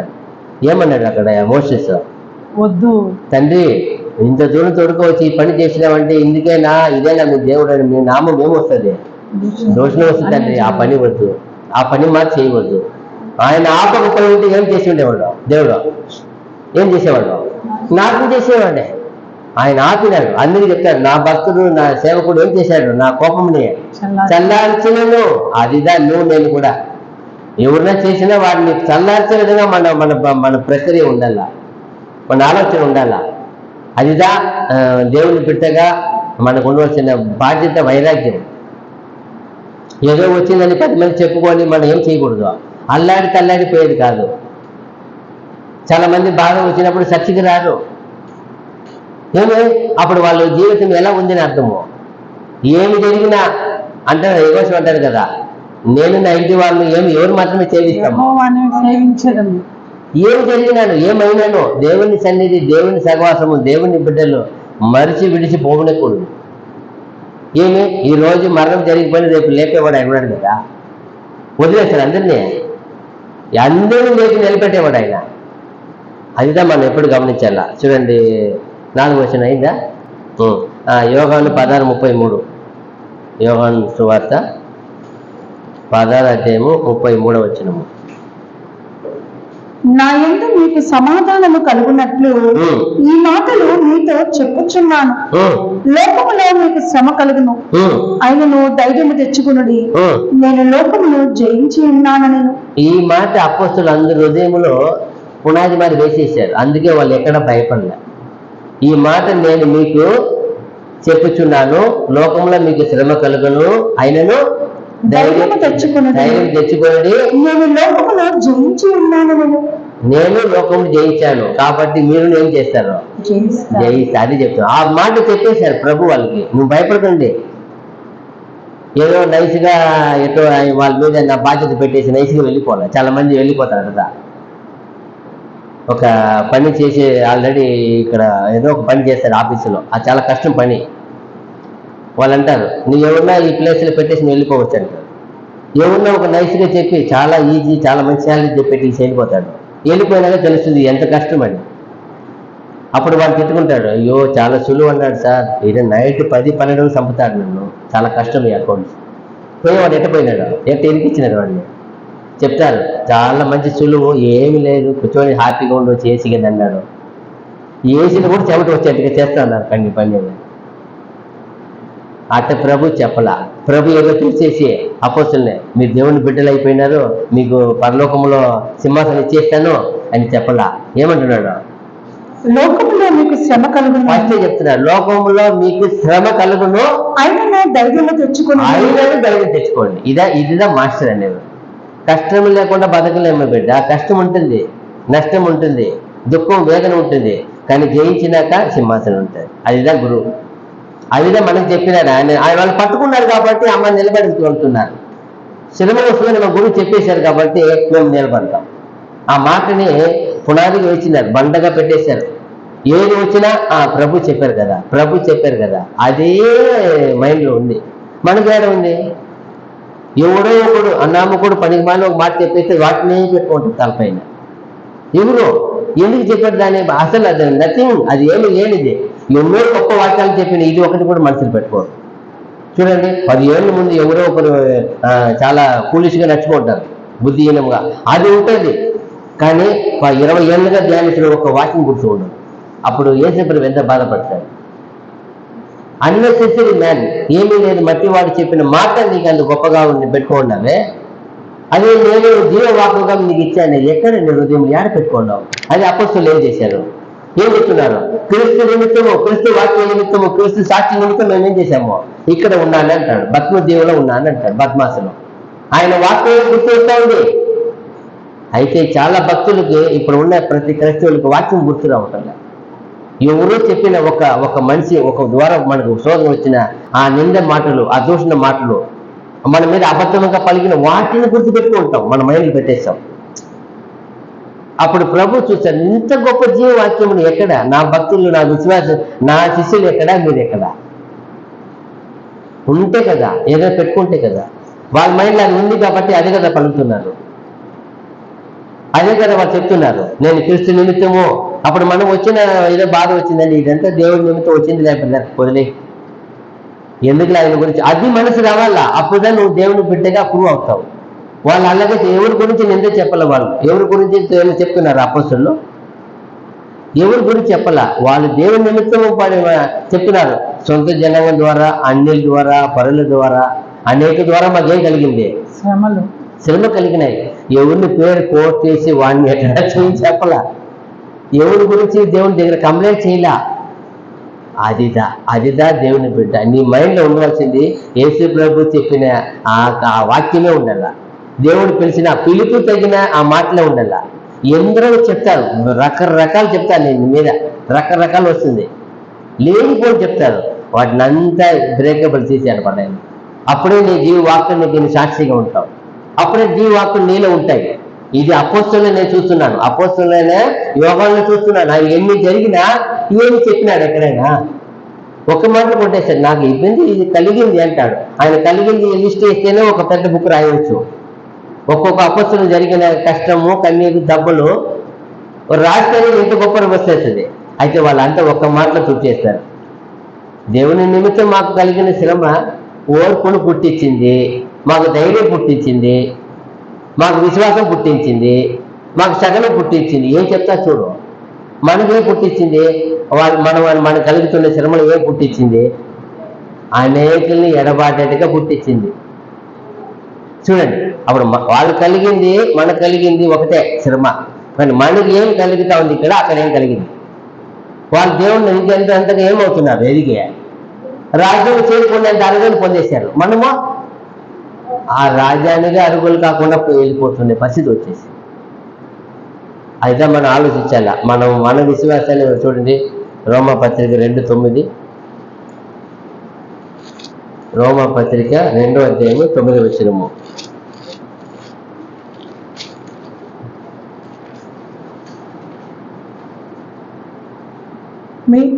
సత్యములకు లోబడక అయితే భేదములు పుట్టించి, సత్యములకు లోబడక దుర్నీతికి లోబడి వారి మీదకి దేవుని ఉగ్రతయు రౌద్రమును వచ్చును. అంతే, సత్యములకు లోపడక మళ్ళా కూడా శ్రమ వస్తుంది. దేవుని బిడ్డగా ఉండడానికి ఒక శోధన ఉంది, దేవుని బిడ్డగా తొలగిపోయినా కూడా వస్తుంది. ఎందుకంటే ఇంకా నువ్వు దేవుని లేడు కాబట్టి. నువ్వేం చేస్తున్నావు? ఎదుటి వాళ్ళకి ఏం చేస్తున్నావు? భేదములు పుట్టించి. చూడండి, ఇదిదా ఈ రోజు చాలా ఈ సంఘంలో చాలా జరిగే విషయం అదే. ఒకరి మధ్య ఒకరు ఏం పుట్టిస్తున్నారు? భేదాలు పుట్టించేది ఇది. ఆ భేదం పుట్టించే వాళ్ళకి ఏముంది? చాలా జాగ్రత్తగా ఉండాలా. ఒకవేళ మనం ఏమైనా భేదం పుట్టించామా, ఏమైనా రక్షణ నడిపామా, ఏమైనా పాపాన్ని బాపామా, ఏమైనా తప్పిదని తాచామా, ఎవరి గురించి మన గురించి ఒకరు భేదం పుట్టించేది మన పని కాదు. మనం యేసుక్రీస్తు దాసులుగా, దేవుని కుమారులుగా జీవించడానికే మనకి ఇచ్చిన అవకాశం. ఆయన వాక్కును మనలో పెట్టుకొని, అపోస్తుల వల్లే అపోస్తుల వాక్కును పెట్టుకొని జీవించారు. యేసు ప్రభు వాక్కును పెట్టుకొని జీవించారు. అలా వాక్కును పెట్టుకొని నువ్వు జీవించాలా. నీ వాక్యం ఉండాలా నీ మైండ్లో, ఏం రాకూడదు. వాళ్ళ మైండ్లో అపోస్తులు ఏం మాట్లాడిన వాక్యం మాట్లాడతారు. ప్రభు వాక్యము దేవుని వాక్యము, ప్రభు వాక్యము దేవుని వాక్యము, వేరేమి రాల వాళ్ళ మధ్యలో. అది అలాంటివి ఉండాల. ఇక్కడ చూడండి, ఫిలిప్పీలు రాసిన పత్రిక 4వ అధ్యాయము 12, 13, 14 వచ్చినారు. ఫిలిప్పీలు రాసిన పత్రిక 4, 12, 13, 14. దీనస్థితిలో ఉండ నెరుగుదును, దీన స్థితిలో నుండ నెరుగుదును, సంపన్న స్థితిలో ఉండ నెరుగుదును, సంపన్న స్థితిలో నుండ నెరుగుదును, ప్రతి విషయములోను ప్రతి విషయంలోను అన్ని కార్యములలోను కడుపు నిండి ఉండుటకును, ఆకలి కొని ఉండుటకును, సమృద్ధి కలిగి ఉండుటకును, లేమిగా ఉండుటకును నేర్చుకుని ఉన్నాను. చూసారా? ఉన్నది ఎంత బాగా చూడండి. అన్ని స్థితిలో ఎలాంటి పరిస్థితి వస్తుంది, అయితే అన్ని స్థితిలో నేను ఎలా ఉండాలా? దేవుణ్ణి ప్రియుడుగా, దేవుణ్ణి బిడ్డగా, దేవుని సాక్షిగా నిలబెట్టాలి. అదిదా దేవుడు కోరుకుంటున్నాడు. ఏ స్థితి వచ్చినా నువ్వేం చెయ్యి. మళ్ళా కింద నన్ను బలపరచువాని ఎందే నేను సమస్తమును చేయగలను. ఒకవేళ బలపరిచి నిలబెట్టేసాడు అనుకో, కొందరికి ఏం వచ్చేస్తుంది, అతిశయం వచ్చేస్తుంది. అది రాకూడదు. అప్పుడు ఏం చేయాల? నన్ను బలపరిచి వాడిని అంటే నేనేం చేయగలుగుతున్నాను, సమస్తమును చేయగలను. అదిదా ఈ సేవకుడు స్పెషల్ చెప్తాడు, చేసేస్తాడు సమస్తము. అయితే దేవుడిని తెచ్చి మహిమపరుస్తాడు. ప్రతిక్రియ ఎలా అండి ఇలా జయించాలంటే, అయ్యో నా దేవుడు అనేకులు ప్రార్థన, దేవుని వాక్యము నన్ను ఓదార్చింది, అనేకులు వచ్చి బలపరిచారు. దేవుని శక్తి, దేవుని జ్ఞానం, దేవుని వాక్యే. ఆయన వాక్కును మధ్యపరిస్తే ఆయనలాగా అయిపోతాం. ఆయన మధ్యపరిచేది వాక్కునే. ఇక్కడ చాలా మంది ఒప్పొంగిపోయేది, అయ్యో బ్రదర్ సూపర్ ఎక్సలెంట్ బ్రదర్ అంటే పోయా, ఎక్సలెంట్ మరి ఊడిపోవాల్సిందే. అప్పుడు జాగ్రత్తగా ఉండాలి. ఒక మెప్పు వచ్చినా దాన్ని దేవుని వైపునే పెట్టాలా, మహిమ వచ్చినా దేవునికే ఇవ్వాలా. ఎవరిని మహిమపరచకూడదు, మెప్పు చేయకూడదు. ఎందుకంటే అపోజిట్ చేయాలి. అది ఎవరిని మహిమపరిచేది ఇక్కడ కాదు, అంతా ఏడుకోవాలా.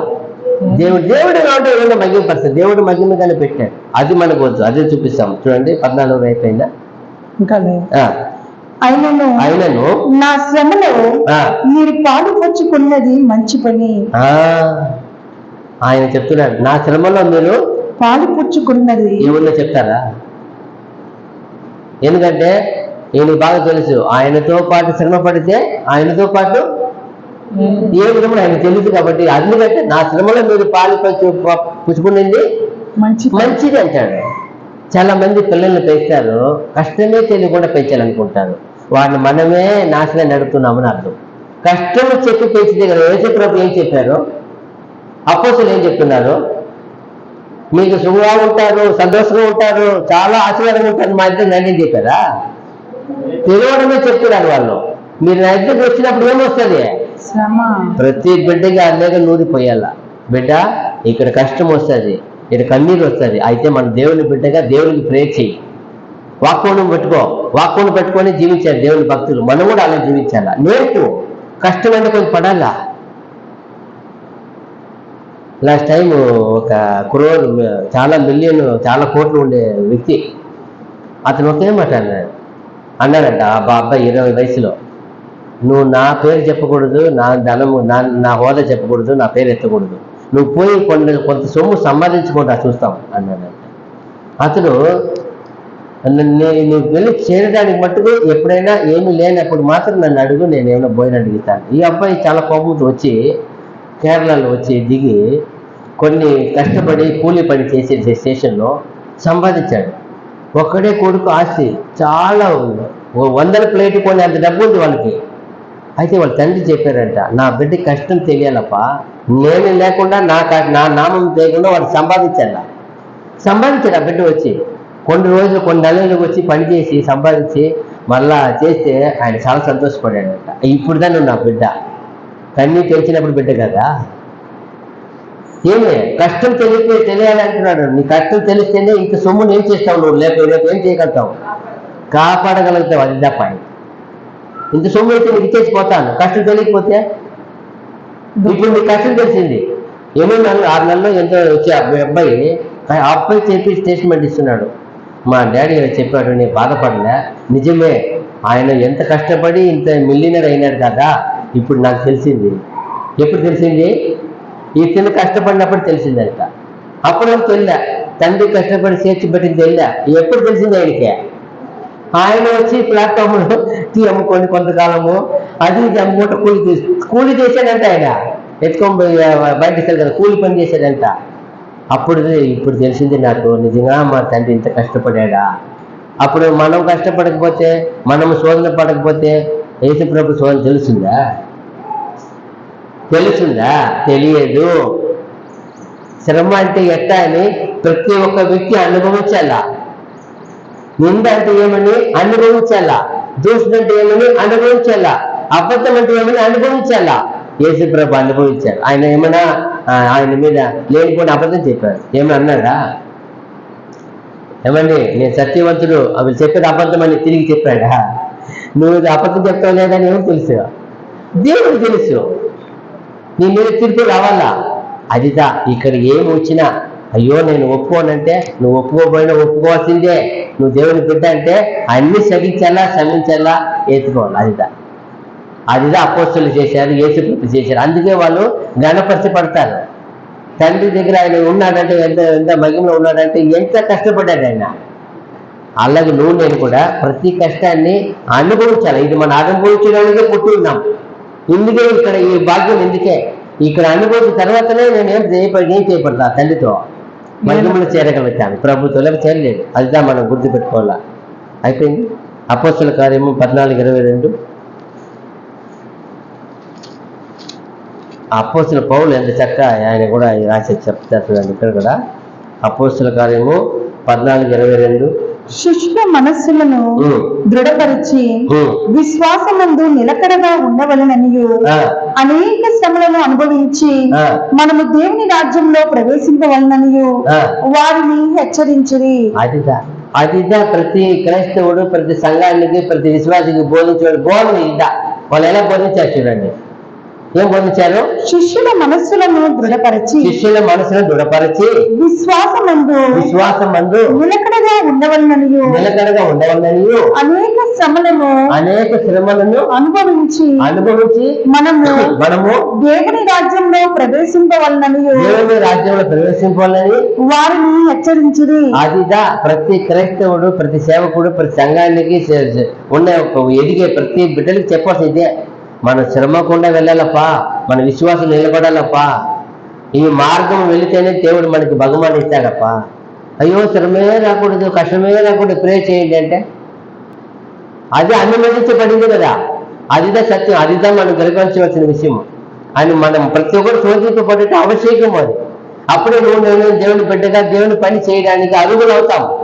ఇక్కడ ఏమీ చేయకుండా పోతే, ఇక్కడ అబద్ధాన్ని మెయింటైన్ చేసుకొని తప్పుదారిని కప్పుకుంటా పోతే అక్కడ పోయి మంచి దారులు ఇచ్చేసారా.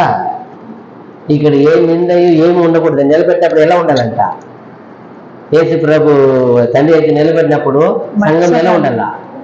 ఏ మచ్చలైన మరి ఏదైనా లేకుండా కనపడాలా. అదిదా అలా కనపడాలంటే ఇక్కడ మనము యేసుప్రభు రక్తం ద్వారా ఉదక స్నానం చేయబడాలా. శ్రమ ఆయన ఉదక స్నానం చేయబడాలా. అది వచ్చిందని మనం బాధపడకూడదు, కలవరపడకూడదు, దిగులు పడకూడదు. ఎవరి వల్ల వచ్చింది వాడిని ఏం చేయకూడదు. యేసుప్రభు ఎవరిని ఏం చేయలే. ఆయన వచ్చింది తెలుసు. ఇంతటి కారణం ఎవరు? ఆయన చేల కొట్టబడి రక్తం కాచబడి ముళ్ళ పెట్టింది కారణం ఎవరు? ఆదాము. అక్కడ ఎవరు కారణం చూపించింది? ఎవరు?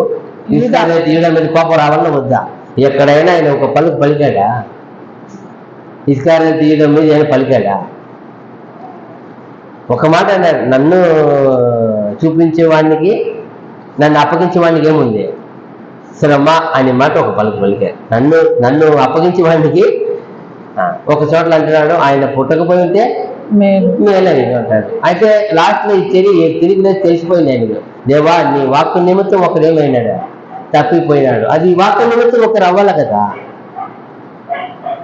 ఈయన వాక్కు నిమిత్తమే బలి అవ్వాలి కదా. ఈయన బలి అవ్వాలంటే అది సర్వలోక మానవ రక్షణ కావాలంటే ఈయన చూపించేది. అప్పుడు ఎంత గొప్పవాడు అవుతాడు ఆయన.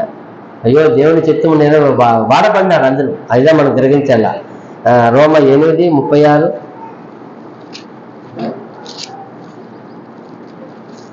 ఈ ఒక సేవకుడిని ఎంత భక్తి చూడండి. ఇందును గూర్చి ఆ. వ్రాయబడినదేమనగా ఏమనగా నిన్ను బట్టి ఆ.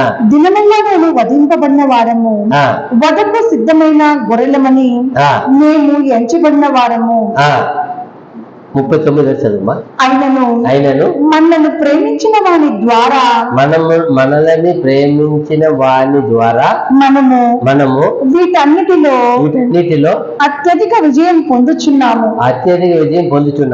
మరణమైనను జీవమైనను దేవదూతలైనను ప్రధానులైనను ఉన్నవి అయినను రాబోవునైనను అధికారులైనను ఎత్తైనను లోతైనను సృష్టింపబడిన మరి ఏదైనను మన ప్రభు అయిన క్రీస్తు యేసు నందలి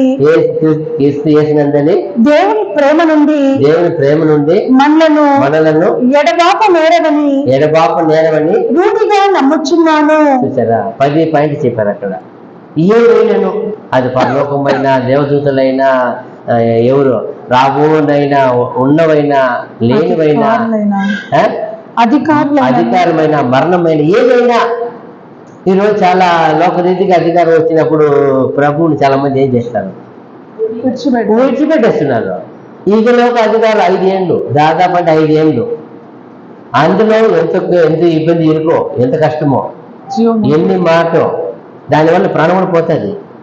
అయితే అది చూడండి, అది అందుకే రాశాడు ఆయన మంచి అధికారి. ఆయన అధికారం వదిలేసాడు. ఎందుకు వదిలేడంటే క్రీస్తు నిమిత్తం అన్ని ఏం చేశాడు ఆయన, ఎంత కుప్పతో సమానంగా ఇచ్చినాడు. ఎంత గొప్ప చూడండి ఆ మాటలు.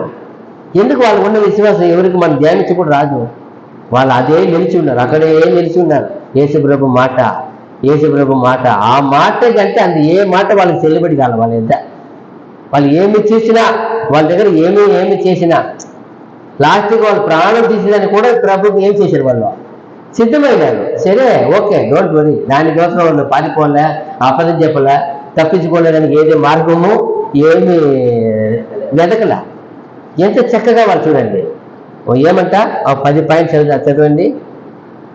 మరణమైనను జీవమైనను దేవదూతలైనను ప్రధానులైనను ఉన్నది అయినను రాబోవునైనను అధికారులైనను ఎత్తైనను లోతైనను సృష్టింపబడిన మరి ఏదైనను మన ప్రభువైన క్రీస్తు యేసు నందలి దేవుని ప్రేమ నుండి మనల్ని ఎడబాప నేరవని రూఢిగా నమ్ముచున్నాను. ఇన్ని మంది వెళ్ళిపోవడానికి కారణం ఏమి? యేసుప్రభు ప్రేమను ఉందా?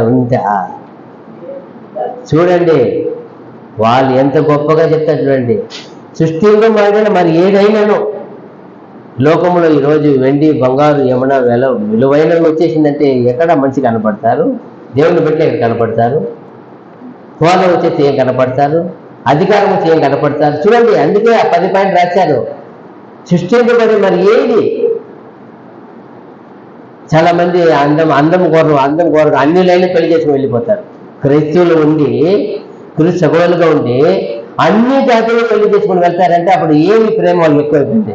సృష్టించబడి మరి ఏదంటే అది అందం కనపడింది, అంతే కదా. దేవుడు వాళ్ళ వాక్కు కన్నా లోకంలో ఉండేవాడు ఏ కనపడింది, ఎక్కువగా కనపడిపోయింది. అప్పుడు ఎంత ఘోర పరిస్థితి. అయితే వీళ్ళకి మాత్రం మరి ఏదైనా మమ్మల్ని యేసుక్రీస్తు ప్రేమ నుండి ఏం చేయో, దేవుని ప్రేమ నుండి మనల్ని ఎడబాప నేరవని రూఢిగా నమ్ముచున్నాను. వాళ్ళు కన్ఫర్మ్ చేసేసారు, మేము యేసు ప్రేమ నుండి మేము తొలగిపోయేవని కాదు. ఏది వచ్చినా అది ఇబ్బంది, ఇరుకు, కష్టం కొట్టుకోండి అంటారు. చంపుతారా, చంపుకోండి. మమ్మల్ని ఏది వచ్చినా యేసు ప్రభు నుండి ఏం చేయం మేము. Don't never. అదిదా దేవుని పరలోకం పోయే విశ్వాసం అంటే ఇటు ఉండాల. ఆ యేసు ప్రభు ప్రాణ ప్రియుడు అంటే ఇటు ఉండాల. వాళ్ళు ప్రాణ ప్రియుడు, ప్రియుడు. అందుకే అది ప్రియుడు, బగ్గు ప్రియులు వాళ్ళు. అందుకే వాళ్ళు అంత ఛాలెంజ్ చేసి జీవిస్తున్నారు. మనం అందుకే ఏది ఛాలెంజ్ చేయకుండా మనము వణుకుతున్నాము, భయపడుతున్నాము. మనలో అంత వైరాగ్యత పుట్టాల. ఆ వాక్యం మనలో ఖాళీ చేయాల.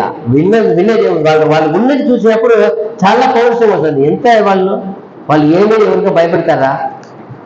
యేసుప్రభు ప్రేమ ఒకటే, వాళ్ళ దేవుని ప్రేమ ఒకటే, దేవుని వాక్యం ఒకటే కనపడతా ఉంది. వాళ్ళు ఏం కనపడలేదు ఎవరు.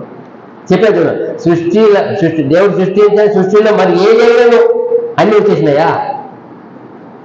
అందము, చాలా చాలా గొప్ప గొప్ప మెరక ఏమి ఉన్నాయి కదా, చాలా బ్యూటిఫుల్, చాలా మందికి ఆశ కదా. నేచర్ ఏమంటాం దాన్ని, వరల్డ్ వండర్స్. అది చూడు, సృష్టింపబడి మరి ఏదైనా ఏది వచ్చినా మా యేసు ప్రేమకి ఏమవుతుందో సాటి సమం రాదు. అది అంత కావాలా. సృష్టి ఏదైనా ఉండవచ్చు, యేసు ప్రేమకి, యేసు ప్రేమ పిలిచిన పిలుపుకి, ఆయన ఈగిపోయి జీవానికి ఈగ అవుతుందా, ఈగలు అవుతుందా? అవునే. అందుకే వాళ్ళు యేసు ప్రభు ప్రేమ పైనే పెట్టేశారు. మాకు ఆయన ప్రేమ ఒక్కటి చాలప్ప. ఎంత విశ్వాసం ఉండాల.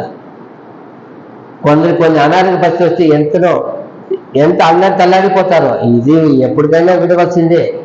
అయితే వాళ్ళు ఏమి వచ్చినారో మాకు కేర్ అంటారు. ఎంత భక్తి, ఎంత విశ్వాసము, ఎంత విశ్వాసంలో పెరిగి ఉన్నారు. అలా ఉండాలా ప్రియమైన సహోదరి. 39 అయిపోయిందా? 2 తిమోతి ఇంకొక 2 వచనాలే ముగిచేస్తాం. 2 తిమోతి 2 అధ్యాయం 3-4 వచనాలు. క్రీస్తు యేసు యొక్క మంచి సైనికుని వలె నాతో కూడా శ్రమను అనుభవించుము. చూడు ఏం చెప్తా చూడండి. నువ్వు యేసు క్రీస్తు సైన్యంలో ఉన్నావా? యేసు క్రీస్తు పాటు పరిపాలించాలా? నీకు ఒక మాట ఇస్తాడు. ఏమంటా? క్రీస్తు యేసు యొక్క మంచి సైనికుని వలె, క్రీస్తు యేసు యొక్క మంచి సైనికుని వలె నాతో కూడా శ్రమను అనుభవించుము. నాతో కూడా శ్రమ అనుభవించు. అదిదా క్రీస్తు లక్షణం, క్రీస్తు గుణం. శ్రమ అనుభవించు. ఇక్కడ శ్రమ అనుభవిస్తేనే ఆడ మహిమలు చేరగలుగుతాం. శ్రమే రాదని చెప్పకూడదు, వస్తుంది. ఎగ్జామ్ ఏమంటారు, కాలేజ్ పోవచ్చండి, ఎగ్జామ్ ఉండదంటే చదువు చెప్పవచ్చు. ఒక దేశంలో ఉందంట, ఒకే దేశంలో ఎగ్జామ్లే పెట్టరంట. ఎగ్జామ్ లేని దేశం ఉంది, నో ఎగ్జామ్. రోజు పోతారు వస్తారు, అంతే అయిపోతుంది. ఎగ్జామ్ పెట్టరంట. ఎందుకు? వై? టెస్ట్ పేరు లేకపోతే ఏం చేస్తారు వాళ్ళు? ఏం జ్ఞానం ఉంటుంది వాళ్ళలో? ఎంత ఐక్యూ ఉందని ఎలా తెలుసుకునేది? వాళ్ళలో జ్ఞాన బుద్ధి ఎంత ఉంది, సమృద్ధిగా ఎలా తెలుసుకునేది? పోటీ ఉంటే కదా. అదిదా ఎంత చూడండి, ఎంత బాగుంది ఇక్కడ. ఏమంట? మీరును క్రీస్తు యేసు యొక్క మంచి సైనికుని వలె నాతో కూడా శ్రమను అనుభవించుము. సైనికుడు ఎవడును యుద్ధమునకు పోవునప్పుడు తన దండలో చేర్చుకున్న వాణిని సంతోషపెట్టవలనని ఈ జీవన వ్యాపారములలో చిక్కుకొనడు. మనం దేనికి వచ్చున్నాము, దేనికి పిల్లబడ్డాము, దేనికి తీర్మానించాము, ఆ పని మీదే ఉండాల. వేరే పనిలో ఏం చేయకూడదంట, చిక్కుకోకూడదంట. ఈ రోజు క్రైస్తవులు చాలా మంది వేరే విషయం ఏం చేస్తున్నారు, చిక్కుకోపోతున్నారు. అదే చెప్తున్నాడు ఇక్కడ. నువ్వు సైనికుడుగా వచ్చినావు, నా సైన్యంలో పనిచేయడానికి తీర్మానించావు, ఒప్పుకున్నావు. నా సైన్యం విడిచి బయట పోతే ఎలా? బయట పోతే చిక్కుకొని ఈ రోజు అలాగే చాలా మంది విశ్వాసం పడిపోవడానికి కారణం ఏమంటే వేరే విషయం చిక్కుకోపోయేది. దేవుని ప్రేమ నుండి, దేవుని భక్తి నుండి, దేవుని విశ్వాసం నుండి, దేవుని పిలుపు నుండి వేరే వాటికి పోతే, లోకం విషయంలో పోతే చూడు అలాగైపోతుంది. అదే అంటున్నాడు. ఎవరైనా ఏమంట? సైనికుడు ఎవడును యుద్ధమునకు పోవునప్పుడు తన దండులో చేర్చుకున్న వాణిని సంతోష పెట్టవలనని. చాలు. ఇప్పుడు మనల్ని చేర్చుకుని ఎందుకు? ఆయన సైన్యంలో ఆయన పని చేయడానికి. ఆయన ఎట్లనే యుద్ధం గెలిపించి మా గురువు గారికి పేరు తేవాల, సాక్షిగా ఉండాల, సైన్యం సంతోష పెట్టాలని. కానీ ఏమంటున్నాడు? ఈ జీవన వ్యాపారములలో చిక్కుకొనడు. అది వేరే పనుల పోయి చిక్కుకోడు. ఏమిగా ఆయన మనకి పిలుచుకున్నాడు? ఒక పనివాడు, ఒక మంచి, ఇప్పుడు మిలిటరీలో కూడా పిలుస్తారు. ఏనికి పిలుస్తారు వాళ్ళని? దేశం కోసం, దేశంని కాపాడుకోవడానికి. నువ్వు ఎప్పుడు సైన్యం సిద్ధంగా ఉండాలి, ఎప్పుడు సైన్యం వస్తే పట్టుకు వచ్చేయాలి. అందుకే ఆ పనికి మీరు పెట్టేసి అక్కడ ఏ హుషారు లేకుండా బాగా ఎక్కువ పెట్టేసి ఆ సైన్యం ఏర్పడకుండా పనుకొని ఉంటే, ఈరోజు చాలా మంది అదే కదా అలవాటు. దేవుని ఏమి వచ్చి ఏం పిలుస్తారు, ఎవరు పక్కన తల్లిదండ్రులు పిలిస్తే కూడా వినపడు. చూస్తున్నాం చాలా మంది నీళ్ళు కొట్టుకొని పోవాల్సిందే ఫాస్ట్గా. ఏమంటే వీళ్ళు వినపడు, అన్ని పెట్టేసి వీళ్ళు మాట జాలీగా ఉంటారు. ఎలా అలా ఉంటే అది లోకం అంతే. అదిదా ఇక్కడ మనం జాగ్రత్తగా గమనించాలి. మనం ఏసుక్రీస్తు సైన్యములో మన సైనికులుగా పిలిచి ఉన్నారు. ఆయనతో పాటు మన ప్రధాన క్యాప్టెన్ ఆయన ఎవరు? మన క్యాప్టెన్ ఎందుకు మనతో ఉంటే మన యుద్ధం చేయడానికి పిలిచి ఉన్నారు, లోకాన్ని రక్షించడానికి పిలిచి ఉన్నారు. ఏం అర్థమో? ఆయన ఏం చేశాడు? లోకాన్ని ఏం చేశాడు? రక్షించినాడు, ఆయన పని చేసేసాడు. ఇప్పుడు మనము లోక రక్షణ పొదువైన వాటిని మన వంతు మనం చేయాల. మీరు రక్షకులుగా, అది చాలా డీప్ మీనింగ్. కొంచెం అనుకుంటాము ఏదో సైన్యం అంటే ఏదో కళ్ళు పట్టుకొని ఈయన మీద తిరిగేది అనుకుంటున్నాం. చూడండి, యేసు ప్రభు తన త్యాగం చేసి సర్వలోక రక్షణ తెచ్చాడు.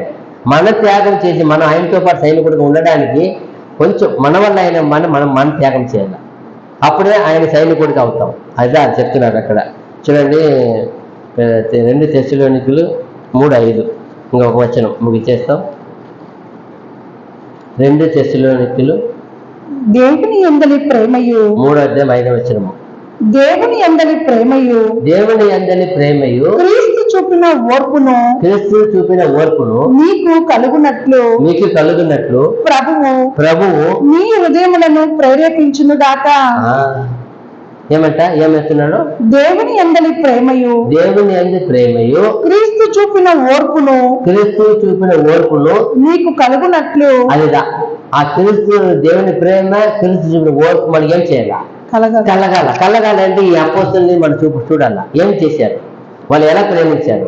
వాళ్ళు ఎలా దేవుని వాక్యం గైకొన్నారు? ఎటువంటి వాటికి ఎలా తట్టుకొని నిలబడ్డారు?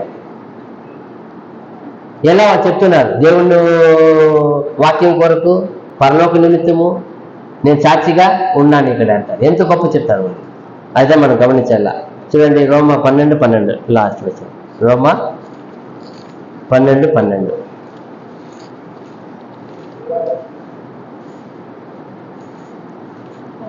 నిరీక్షణ గలవారై సంతోషించుచు, శ్రమయందు ఓర్పు గలవారై ప్రార్థన యందు పట్టుదల కలిగి ఉండుడి. అదిగా ఇప్పుడు మనం జయించాలా, యేసుప్రభు చేరుకోవాలా. మనం కూడా ఆయన అపోస్తుల వల్లే ఉండాలంటే ఇది మనకు ఉండవలసిన గుణం. అదే ఆయన వాళ్ళు చెప్తారు. ఏమంట? నిరీక్షణ గలవారై, ఫస్ట్ ఆఫ్ ఆల్ నిరీక్షణ గలవారై సంతోషించుచు శ్రమయందు ఓర్పు గలవారై ప్రార్థన యందు పట్టుదల కలిగి ఉండుడి. అంతే, పట్టుదల ఉండాల.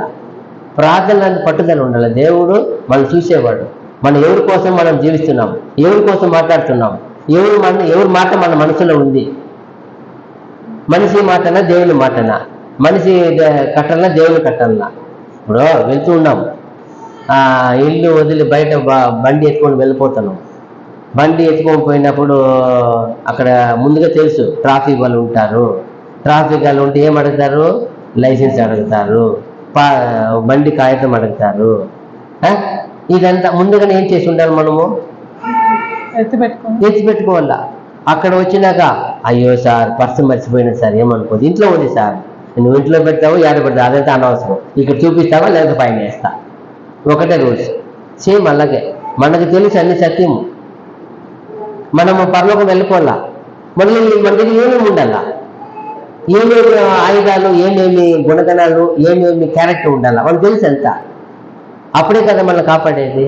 ఏమి లేకపోతే అన్ని వీళ్ళు చర్చి దాటితే బాటి గేటు కానీ అన్ని కూడా వెళ్ళిపోతే అన్ని విశ్వాసం అంతా వారం వచ్చినప్పుడు వేసుకుంటాంలే. అలాగే క్రైస్తులు అయిపోయినారు. అలా కాదు, ఎప్పుడు మన మనసులో, మన తలుపులో, మన చూపులో, మన ఆంతరంగంలో, యావత్తులో ప్రభుని కలిగి ఉండాల. ప్రభు అంటే, ప్రభు మాట అంటే అతను తండ్రి చిత్తాన్ని నెరవేర్చడానికి ఆయన ఎలా పడాడు ఆతర. ఆయన సిలువకు పోకముందు వచ్చి బండి రోజు ఎదుగుతూ ఉంటారు. బండి రోజు ఎదుగుతూ ఉంటే ఈయనే ఎదుగు పడతాడు. ఏం కావాలా, ఎవరు కావాలా? నేనే. అప్పుడు దేవుని చిత్తం చేయడానికి అక్కడ ఏమైనా పిలిచి గౌరవం నుంచి కూర్చోపెడతారా? తర్వాత ఏం జరుగుతాయి మనకు తెలుసు కదా. ఆయన బాగా తెలుసు మనకన్నా. ప్రభు ముందుగా తెలుసు మనకు. ఇచ్చుకొని పోయి ఎలా కొడతారని తెలుసు, ఎలా ఉమ్మి వేస్తారు తెలుసు. అయితే ఎదుర్కొని పోయి నేను అంటున్నాడంటే ఎంత గొప్ప, ఎంత దేవుని చిత్తం చేయడానికి ఎంత ఆతృత ఉంది ఆయనలో ఉన్న మనసు చూడండి. ఇక్కడ మన దాక్కుంటాం. అయ్యో దేవా వాడు వచ్చినాడు హింసకుడు, అంతే. మనిషి మాటలకైనా మనిషి ఏటుకైనా దాక్కుంటాం. అయితే ప్రభు చూడండి, ఇంకా చచ్చిపోతావు నువ్వు తెలిసి నేరుగా పోయింటాడు. మీరు ఎదుర్కొన్న వ్యక్తి నేనే, వాళ్ళని విడిచిపోండి, వాళ్ళని పోని. ఏమే శిష్యులు వదిలేయండి, నేనే మీకు కావాలి, నేనే మీకు చెప్పినాన్ని. ఆయన కరెక్ట్గా వచ్చి ముద్దు పెట్టి చూపిస్తాడు. అప్పుడు దేవుడి చిత్తం చేయడానికి ఎంతగా ఆయనలో ఏముంది? దేవుని వాక్కు ఉంది. దేవుని వాక్కు ఉంది కాబట్టి ఆయన నేరుగా పోయి సఫాయిగా హాజరవుతున్నాడు. అపోస్తులు అలాగే హాజరవుతున్నారు. అప్పుడు నేను మనలో దేవుని వాక్యం లేకపోతే, దేవుని వాక్యం లేకపోతే మనం కూడా అలాగే అవుతాం, భయపడతాం. దేవుని చిత్తం, దేవుని వాక్యం మనలో ఉంటే అది మనం నడిపిస్తుంది ఏదైనా సరే. ఎందుకంటే మరణమైనను జీవమైనను మరియు రాబోనైనను అధికారులైనను మరి సృష్టింపని ఏదైనాను యేసుక్రీస్తు ప్రేమ ఏం చేయదు. ఎడబాపు నేరం అంటే ఎలా అవుతుంది? అన్నిటికీ సిద్ధమవ్వాల, అన్నిటికీ మనము ఎదుర్కొనాల. ఆత్మీయ విషయంగా నేరం డేర కాదు, కొట్లాట కాదు, ఆత్మీయ విషయం ఇదంతా. అది చూడు ఎంత బాగా ఉంది చూడు. ఫస్ట్ వచ్చిన చదివినామే రెవల్యూషన్ 1:9.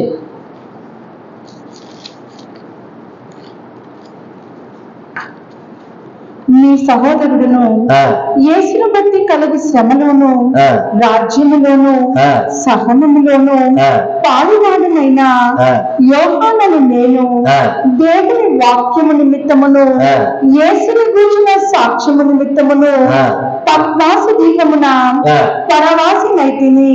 అలాగే నేను కూడా ఎందుకప్ప ఈ భూమిలో ఉన్నాము మన క్రైస్తవులుగా అంటే ఒకటే చెప్పాలా, యేసుక్రీస్తు వాక్య నిమిత్తము, ఆయన రాజ్య నిమిత్తము, ఆయన సాక్షిగా ఉండడాని నిమిత్తము ఈ లోకములు జీవిస్తాను తప్ప మరి దేని కొరకు ఏ యొక్క ఆతృత, ఏ ఆశ, ఏ ఆశపాసి ఏని కొరకు కాదు.